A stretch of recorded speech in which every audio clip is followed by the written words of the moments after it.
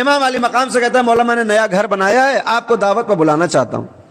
امام نے وقت دیا، بات طے ہوئی، امام وقت معینہ کے اوپر اس کے دروازے پر پہنچے، اس نے استقبال کیا، امام کو گھر لے کر گیا، پورا گھر۔ اب جیسے ہوتا ہے طریقہ کہ جب کوئی نیا گھر بناتا ہے، کوئی ملنے آ جائے تو بتاتا ہے کہ یہ مکان بنایا ہے، اس میں یہ مکان فلاں کے لیے، یہ کمرہ فلاں کے لیے، یہ کمرہ فلاں کے لیے۔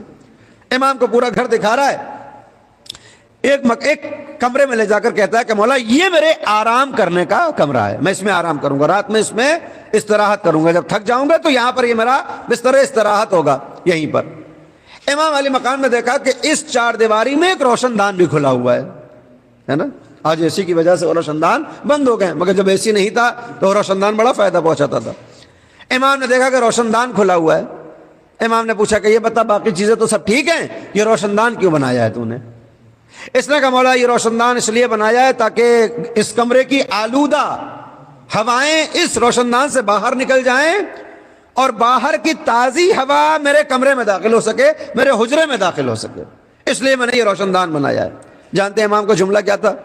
امام نے کہا تیرا مکان بھی ایسے ہی رہتا، تیرا کمرہ بھی ایسے ہی رہتا، تیرا روشن دان بھی ایسے ہی رہتا، لیکن یہ سارا عمل تیرا عبادت بن جاتا اگر تیری نیت تبدیل ہو جاتی۔ تیرا مکان بنانا عبادت ہو جاتا، تیرا روشن دان کھولنا عبادت ہو جاتا، جب تک یہ روشن دان رہتا تیرے نام عمل میں ثواب لکھا جاتا رہتا، اگر تیری نیت بدل جاتی۔ اس نے کہا مولا میں نے کون سی غلط نیت کی ہے اس روشن دان کو بنا کر؟ یہی تو چاہتا ہوں کہ آلودہ ہوائیں باہر نکل جائیں، پاکیزہ ہوا کمرے میں آ جائے، اس لیے بنایا، کوئی گناہ تو نہیں۔ امام نے کہا گناہ نہیں ہے، اگر روشن دان بناتے وقت تیری نیت یہ ہوتی کہ پروردگارا یہ روشن دان اس لیے بنا رہا ہوں تاکہ جب صبح صادق کا اجالا آسمان پر پھیل جائے تو اس روشن دان سے وہ اجالا میرے کمرے میں آئے، میں متوجہ ہو جاؤں نماز کا وقت ہو گیا ہے اور میں عبادت خدا کے لیے کھڑا ہو جاؤں۔ تیری نیت روشن دان کے لیے، نماز کے لیے بیدار ہو جانا ہوتی تو تیرا یہ مکان بنانا بھی عبادت ہو جاتا، یہ روشن دان کھولنا بھی عبادت ہو جاتا۔